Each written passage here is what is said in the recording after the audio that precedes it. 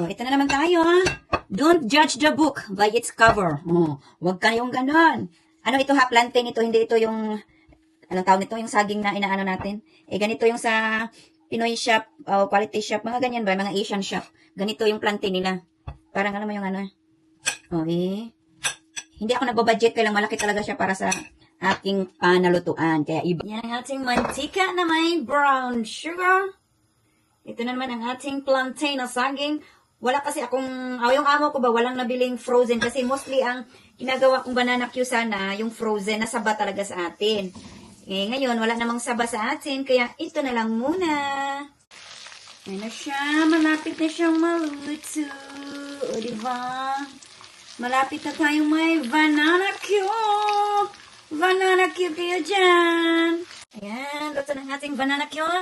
Itugtugog na natin para ma-full ang experience. Yung experience ko na natin na nag-banana Q tayo. Di ba? Kasi nga, isa lang naman ang kaya ng kasi malaki kasi yung plantain na saging na yun. Yung inana natin. Kaya isa lang, well, yun na naman pala natira, no? Kasi yung binili ng amo ko, 3.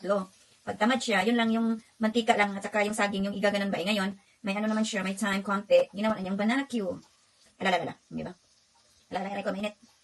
Ayan, banana Q kayo dyan. Bili na kayo ng saging. Yan lang. Bye.